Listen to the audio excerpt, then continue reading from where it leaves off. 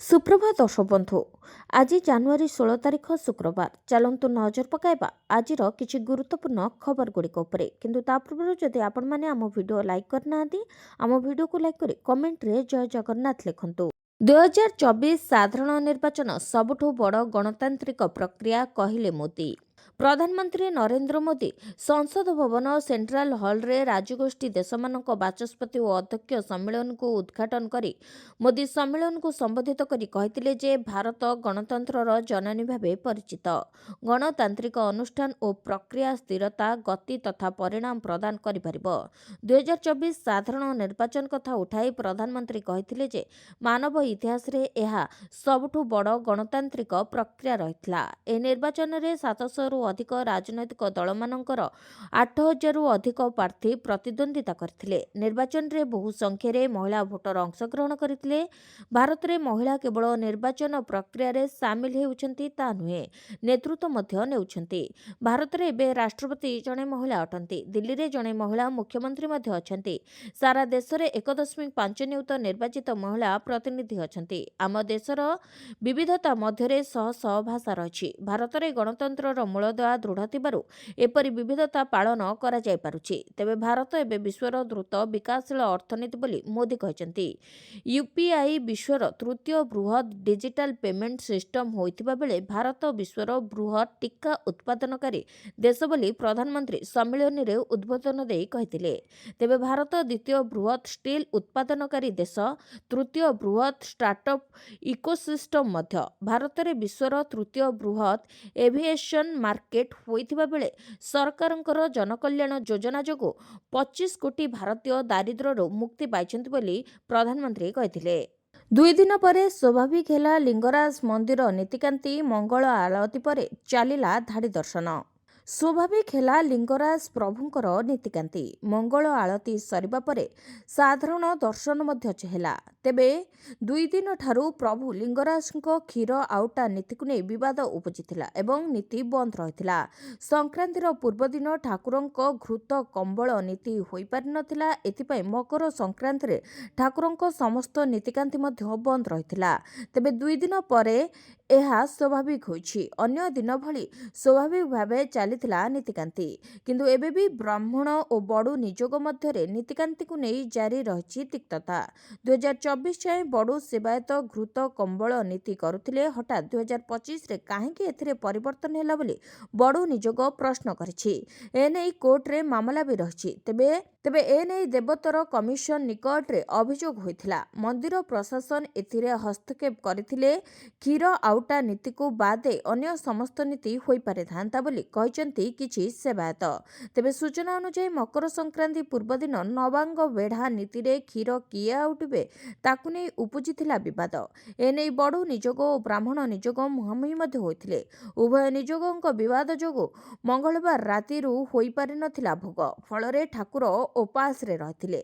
अन्यपटे श्रद्धालु ठाकुरंकु दर्शन करुथबा बेले भोग मध्य करुथिले हेले एहार फल सुन बोली कहिथिले श्रद्धालु।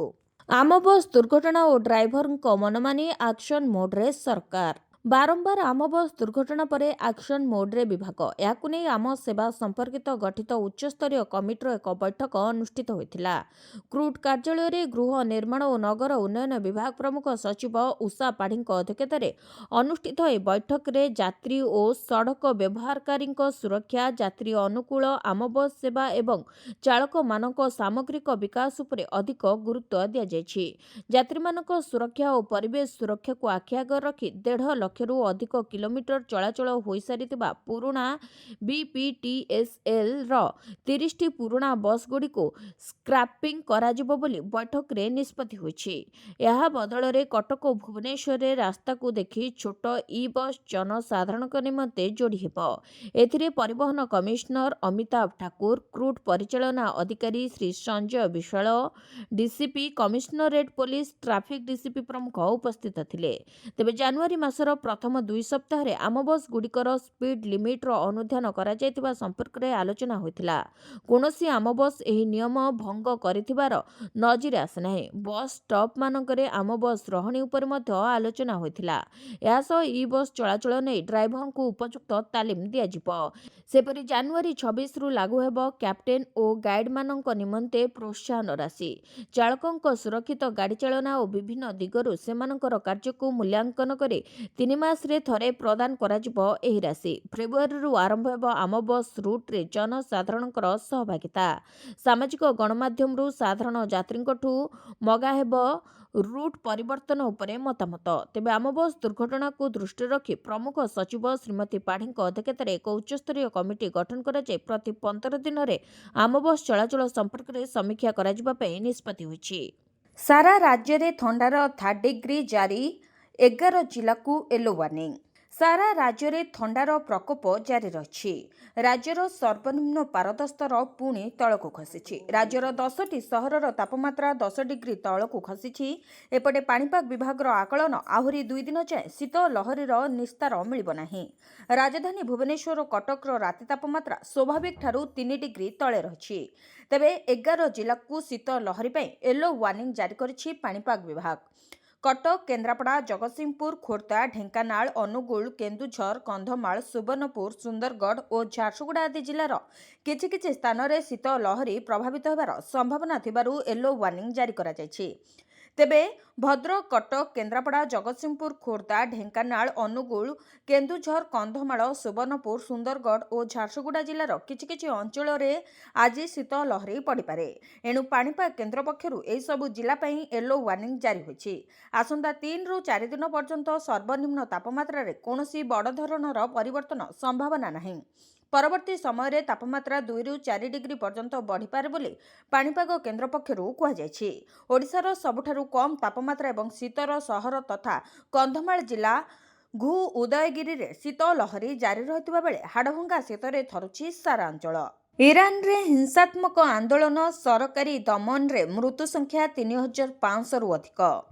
ईरान रे चलिथिबा हिंसात्मक आंदोलन एबे अति जटिल राजनैतिक और मानवाधिकार संकटर रूप नेछि। सरकारी दमन रे मृत्यु संख्या 3500 रु अधिक होइतिबा बेले ईरान उपरे अंतर्जातीय चाप बढ़िछि। अमेरिका राष्ट्रपति डोनाल्ड ट्रम्प कड़ा चेतावनी परे ईरान फांसी और हिंसा रोकिबाकू संकेत देइतिबा बेले अन्य पक्षरे समग्र ईरान रो व्यवस्था उपरे पूर्ण नियंत्रण रहितिबा दाबी करिछि। तेबे विक्षोभकारी उपरे द्रुत विचार करी तत्काल मृत्युदंड पई ईरान प्रधान विचारपति देइथिबा प्रस्ताव एक रणनीतिक चाल बोली संदेह सृष्टि होइछि। एबे गृह युद्ध भली परिस्थिति ईरान रो इस्लामिक रिपब्लिक स्थिरता को दोहलाई देइथिबा बेले मध्य प्राच्य रे एक नुआ संकटर आशंका बढ़ी जाइछि। ट्रम्प का हस्तक्षेप एहाको एक अंतर्जातीय मामला रे परिणत करिछि एवं ईरान रो अर्थनैतिक संकट और मानवाधिकार प्रसंग सांप्रतिक परिस्थिति को आहुरी जटिल कर दैछि। ईरान रे विक्षोभकारी हत्या बंद होइछि एवं फांसी योजना रद्द होइछि बोली सूचना दे ट्रम्प कहचंती मु चेतावनी देइथिली जे जदि ईरान विक्षोभकारी को फांसी दिए तेबे अमेरिका कठोर कार्यानुष्ठान पई पछघुंचा देब नाही। ट्रम्प को ही बयान परे ईरान रो विदेश मंत्री कहचंती फांसी योजना नाही एवं सरकार पूर्ण नियंत्रण रे अछि। बीजेडी सुप्रीम को बड़ एक्शन। दलरू अरविंद और सनातन निलंबित एका संगे 2 विधायकों को सस्पेंड कला बीजेडी। बीजेडीरू 2 विधायकों को सस्पेंड कले बीजेडी सुप्रीमो नवीन पट्टनायक। सनातन महाकूड़ और अरविंद महापात्र को निलंबन करा जायछि। तेबे विजय महापात्र पुओ अरविंद महापात्र निलंबन कले बीजेडी सुप्रीमो नवीन पट्टनायक। दल विरोधी कार्य पई एपरि कार्यानुष्ठान निया जायथिला। तेबे बाचस्पति को खबर देइथिला बीजेडी। बड़ कार्यानुष्ठान नेले बीजेडी सभापति। दलरू विदा हेले 2 बड़ नेता। दल विरोधी काम पई बीजेडी सुप्रीमो 2 जण नेता को दलरू निलंबित करछंती। तेबे वरिष्ठ नेता विजय महापात्र पुओ तथा पाटकुरा विधायक और चंपुआर विधायक सनातन महाकुड़ को दलरू विदा करा जायछि। जाकु नै वर्तमान विभिन्न महल रे चर्चा जोर धरिबा सहित याकु नै ओडिशार राजनीति बेस सरगरम होइछि। एथि सहित पुणी थरे बीजेडी को नै चर्चा जोर धरिछि एवं बीजेडी रे फाट थिबा एबे बुद्धिजीवी महल रे मध्य चर्चार केन्द्रबिंदु साजिछि। 436 ଟଙ୍କା ଜମା କଲେ ମିଳିବ 2 ଲକ୍ଷ। ଜାଣନ୍ତୁ କେନ୍ଦ୍ର ସରକାରଙ୍କର ଏହି ଦମଦାର ସ୍କିମ୍। ଲୋକଙ୍କୁ ଆର୍ଥିକ ସୁରକ୍ଷା ଦେବା ପାଇଁ ଭାରତ ସରକାର ଅନେକ ଯୋଜନା କାର୍ଯ୍ୟକାରୀ କରୁଛନ୍ତି। ସେହିଭଳି ଏକ ଯୋଜନା ସରକାରଙ୍କ ତରଫରୁ ଏକ ବୀମା ଯୋଜନା ମଧ୍ୟ ପ୍ରଣୟନ କରିଛନ୍ତି। ସ୍ୱଳ୍ପ ମୂଲ୍ୟରେ ସମାଜର ଅର୍ଥନୈତିକ ଦୁର୍ବଳ ବର୍ଗଙ୍କୁ ଟର୍ମ ବୀମା କଭରେଜ ଯୋଗାଇବା ପାଇଁ ସରକାର ପ୍ରଧାନମନ୍ତ୍ରୀ ଜୀବନ ଜ୍ୟୋତି ବୀମା ଯୋଜନା ଆରମ୍ଭ କରିଛନ୍ତି। ତେବେ ଏହା ନିମ୍ନମାନର ସମ୍ପ୍ରଦାୟ ଦ୍ୱାରା ଉପଯୋଗ ହେଉଛି। ପ୍ରଧାନମନ୍ତ୍ରୀ ଜୀବନ ଜ୍ୟୋତି ବୀମା ଯୋଜନା ହେଉଛି 1 ବର୍ଷର ବୀମା ଯୋଜନା ଯାହାକି 2 ଲକ୍ଷ ଟଙ୍କା ଲାଇଫ୍ କଭର ପ୍ରଦାନ କରେ। ଯଦି କୌଣସି କାରଣରୁ ହିତାଧିକାରୀ ମରିଯାଆନ୍ତି ତେବେ ଏହି ଯୋଜନା କଭରେଜ ପ୍ରଦାନ କରିଥାଏ। ତେବେ 1 ଜୁନରୁ ମେ 31 ପର୍ଯ୍ୟନ୍ତ 1 ବର୍ଷ ପାଇଁ ବୀମା କଭରେଜ ସକ୍ରିୟ ରହିଥାଏ। ଜୀବନ ବୀମା ହିତାଧିକାରୀଙ୍କ ମୃତ୍ୟୁ କ୍ଷେତ୍ରରେ 2 ଲକ୍ଷ ଟଙ୍କା ବିପଦ କଭରେଜ ପ୍ରଦାନ କରେ। ତେବେ 18ରୁ 50 ବର୍ଷ ବୟସର ଭାରତୀୟ ନାଗରିକମାନେ ଏହି ଯୋଜନାରେ ଯୋଗଦାନ କରିପାରିବେ। ବ୍ୟାଙ୍କ କିମ୍ବା ଡାକଘର ସହିତ ସେମାନଙ୍କର ଏକ ବ୍ୟକ୍ତିଗତ ଆକାଉଣ୍ଟ ରହିବା ଉଚିତ। ପ୍ରଧାନମନ୍ତ୍ରୀ ଜୀବନ ଜ୍ୟୋତି ବୀମା ଯୋଜନାରେ ପଞ୍ଜୀକରଣ କରିବା ପାଇଁ ବ୍ୟାଙ୍କର ୱେବସାଇଟ୍, ଡାକଘର କିମ୍ବା ନିକଟତମ ଶାଖାକୁ ଯାଆନ୍ତୁ। ଅଂଶଗ୍ରହଣକାରୀ ବ୍ୟାଙ୍କ ଏବଂ ଡାକଘର ଗୁଡ଼ିକ ଏହି ଯୋଜନାରେ ମାଷ୍ଟର ପଲିସି ଧାରକ ଅଟନ୍ତି। ତେବେ ପ୍ରଧାନମନ୍ତ୍ରୀ ଜୀବନ ଜ୍ୟୋତି ବୀମା ଯୋଜନାର ବାର୍ଷିକ ପ୍ରିମିୟମ ମାତ୍ର 436 ଟଙ୍କା। ପଲିସି ଧାରକଙ୍କ ବ୍ୟାଙ୍କ କିମ୍ବା ଡାକଘର ଆକାଉଣ୍ଟରୁ ଅଟୋ ଡେବିଟ୍ ସୁବିଧା ମାଧ୍ୟମରେ ପ୍ରିମିୟମ ପ୍ରଦାନ କରାଯାଇପାରିବ। ନାମଲେଖା ସମୟରେ ଗ୍ରାହକଙ୍କ ସହମତି ଅନୁଯାୟୀ ଏହି ରାଶି ଗୋଟିଏ କିସ୍ତିରେ କଟିଯିବ। ତେବେ ଜୁନ୍, ଜୁଲାଇ ଓ ଅଗଷ୍ଟରେ ପଞ୍ଜୀକରଣ ପାଇଁ 436 ଟଙ୍କା ପୂର୍ଣ୍ଣ ବାର୍ଷିକ ପ୍ରିମିୟମ ଦେବାକୁ ପଡ଼ିବ। ସରକାରୀ କର୍ମଚାରୀଙ୍କୁ ବଡ଼ ଉପହାର ଦେଲେ ସରକାର। 8ମ ବେତନ କମିଶନ ପୂର୍ବରୁ ମିଳିଲା ଖୁସି ଖବର। 8ମ ବେତନ କମିଶନ ଲାଗୁ ହେବା ପୂର୍ବରୁ କେନ୍ଦ୍ର ସରକାର ଏହାର କେନ୍ଦ୍ରୀୟ କର୍ମଚାରୀଙ୍କ ପାଇଁ କିଛି ଗୁରୁତ୍ୱପୂର୍ଣ୍ଣ ଖବର ଘୋଷଣା କରିଛନ୍ତି। ସରକାର ଏକ ନୂତନ କମ୍ପୋଜିଟ୍ ଦରମା ଆକାଉଣ୍ଟ ପ୍ୟାକେଜ ଆରମ୍ଭ କରିଛନ୍ତି। ଏହା ଏକ ଏକକ ବ୍ୟାଙ୍କ ଆକାଉଣ୍ଟ ହେବ ଯାହା କର୍ମଚାରୀଙ୍କୁ ସମସ୍ତ ବୀମା, ଋଣ ଏବଂ ବ୍ୟାଙ୍କ ସେବା ଗୋଟିଏ ସ୍ଥାନରେ ଗୋଟିଏ ଦରମା ଆକାଉଣ୍ଟ ମଧ୍ୟରେ ପାଇବାକୁ ଅନୁମତି ଦେବ। ତେବେ କେନ୍ଦ୍ର ସରକାରୀ କର୍ମଚାରୀଙ୍କ ପାଇଁ ସେମାନଙ୍କର ଦରମା ଆଉ କେବଳ ମାସିକ ଖର୍ଚ୍ଚ ପୂରଣ କରିବାର ଏକ ମାଧ୍ୟମ ହେବ ନାହିଁ। ତେବେ ଏହି କମ୍ପୋଜିଟ୍ ଦରମା ପ୍ୟାକେଜ ବୀମା, ଋଣ ଏବଂ ବ୍ୟାଙ୍କିଂ ସେବାକୁ ଗୋଟିଏ ପ୍ଲାଟଫର୍ମରେ ମିଶ୍ରଣ କରିବ। କର୍ମଚାରୀମାନେ 2 କୋଟି ପର୍ଯ୍ୟନ୍ତ ବୀମା କଭରେଜ ଏବଂ ସୁଲଭ ଋଣ ପାଇପାରିବେ। ତେବେ ଏହି ନୂଆ ବ୍ୟବସ୍ଥା ଅନୁଯାୟୀ ଦରମା ଆକାଉଣ୍ଟକୁ 3ଟି ପ୍ରମୁଖ ଅଂଶରେ ବିଭକ୍ତ କରାଯାଇଛି: ବ୍ୟାଙ୍କିଂ, ବୀମା ଏବଂ ଡିଜିଟାଲ ସେବା। ଏହାର ଅର୍ଥ ହେଉଛି ଦରମା ଆକାଉଣ୍ଟରେ ଟଙ୍କା ଗ୍ରହଣ କରିବା ସହିତ ସେହି ଆକାଉଣ୍ଟ ଏବେ ଏକ ସୁରକ୍ଷା କଭର ଭାବରେ ମଧ୍ୟ କାର୍ଯ୍ୟ କରିବ। ସବୁଠାରୁ ବଡ଼ ଲାଭ ହେଉଛି ବୀମା ସହିତ ଜଡ଼ିତ। ଏହି ପ୍ୟାକେଜ ଅଧୀନରେ କର୍ମଚାରୀମାନେ ଅନେକ ସୁବିଧା ପାଇପାରିବେ, ଯେପରିକି 2 କୋଟି ଟଙ୍କା ପର୍ଯ୍ୟନ୍ତ ବିମାନ ଦୁର୍ଘଟଣା ବୀମା ଉପଲବ୍ଧ ହେବ। 1.5 କୋଟି ଟଙ୍କା ପର୍ଯ୍ୟନ୍ତ ବ୍ୟକ୍ତିଗତ ଦୁର୍ଘଟଣା ବୀମା ଉପଲବ୍ଧ ହେବ। ସ୍ଥାୟୀ ଅକ୍ଷମତା କ୍ଷେତ୍ରରେ ମଧ୍ୟ ଭାରୀ ବୀମା କଭର ଉପଲବ୍ଧ ହେବ। 20 ଲକ୍ଷ ଟଙ୍କାର ଇନ୍-ବିଲ୍ଡ ଟର୍ମ ଲାଇଫ୍ ବୀମା ଉପଲବ୍ଧ ହେବ। ଆପଣ ନିଜ ପାଇଁ ଏବଂ ଆପଣଙ୍କ ପରିବାର ପାଇଁ ସ୍ୱାସ୍ଥ୍ୟ ବୀମା ମଧ୍ୟ ପାଇପାରିବେ। ଅବସର ପରେ ପ୍ରତି ମାସରେ 20,000 ରୋଜଗାର। କେବଳ 1,000ରୁ ଆରମ୍ଭ କରନ୍ତୁ ନିବେଶ।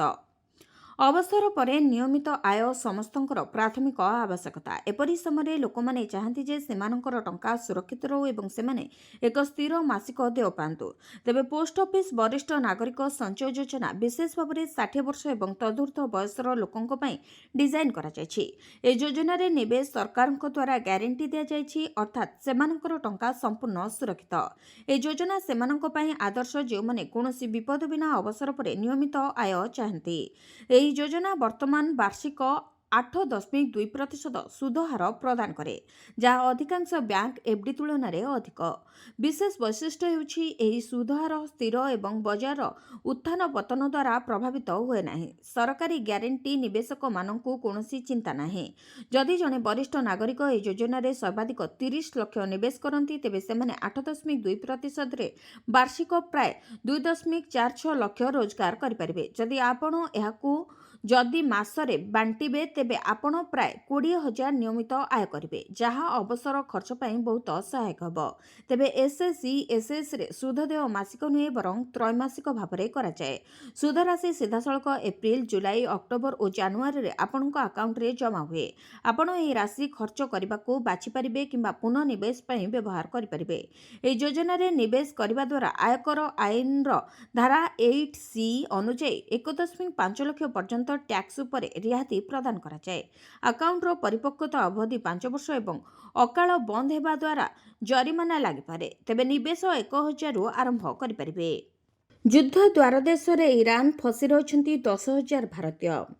ଇରାନର ପରିସ୍ଥିତି ସଙ୍କଟଜନକ ହେବାରେ ଲାଗିଛି। ଆନ୍ଦୋଳନକାରୀମାନେ ଇରାନ ଶାସନ ବିରୋଧରେ ପ୍ରଦର୍ଶନ କରୁଥିବା ବେଳେ ଆମେରିକା ରାଷ୍ଟ୍ରପତି ଡୋନାଲ୍ଡ ଟ୍ରମ୍ପ ଦେଶ ଉପରେ ଆକ୍ରମଣ କରିବା କଥା କହୁଛନ୍ତି। ଫଳରେ ମଧ୍ୟପ୍ରାଚ୍ୟ ପୁଣି ଥରେ ଅଶାନ୍ତ ହୋଇପଡ଼ିଛି। ଇରାନର ଆକାଶପଥ ବନ୍ଦ କରିଦିଆଯାଇଛି। ପରିସ୍ଥିତି ଖରାପ ହେବା ମଧ୍ୟରେ ଇରାନରେ ପଢ଼ୁଥିବା ଭାରତୀୟ ଛାତ୍ରଛାତ୍ରୀଙ୍କ ପରିବାର ସେମାନଙ୍କ ସୁରକ୍ଷା ବିଷୟରେ ଚିନ୍ତିତ ହୋଇପଡ଼ିଛନ୍ତି।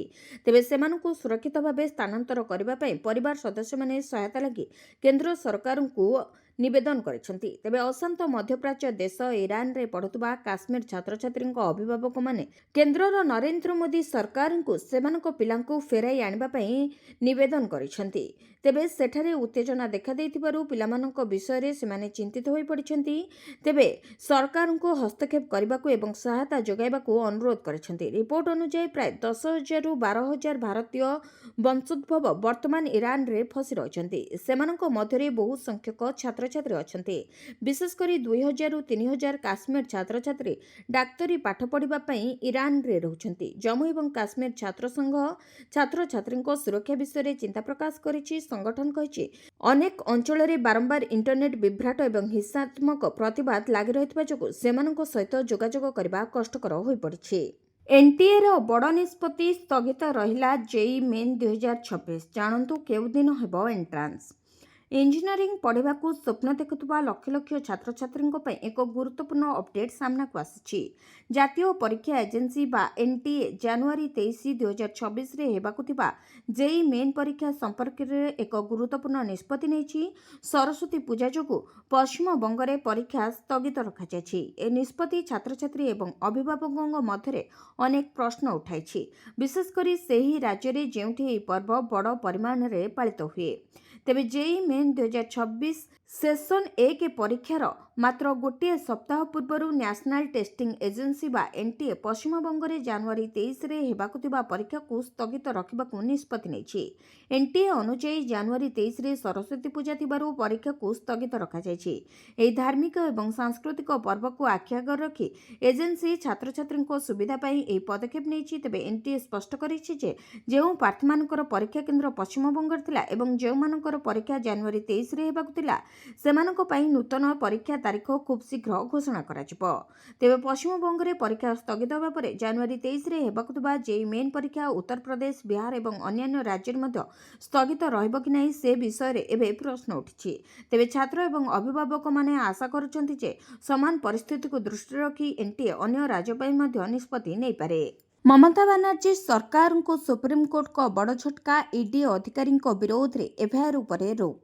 କୋଲକାତାର ଆଇପିଏସି କାର୍ଯ୍ୟାଳୟରେ ହୋଇଥିବା ଚଢ଼ାଉ ମାମଲା ଏବେ ସୁପ୍ରିମକୋର୍ଟରେ ପହଞ୍ଚିଛି ଏବଂ ଏହି ଲଢ଼େଇ ଏବେ ଇଡି ଏବଂ ମମତା ବାନାର୍ଜୀଙ୍କ ମଧ୍ୟରେ ଲଢ଼େଇରେ ପରିଣତ ହୋଇଛି। ଏଥିରେ ସୁପ୍ରିମକୋର୍ଟ ପଶ୍ଚିମବଙ୍ଗ ସରକାର ଅର୍ଥାତ୍ ମମତା ବାନାର୍ଜୀଙ୍କ ସରକାର ଏବଂ କୋଲକାତା ପୋଲିସକୁ ଏକ ବଡ଼ ଝଟକା ଦେଇଛନ୍ତି।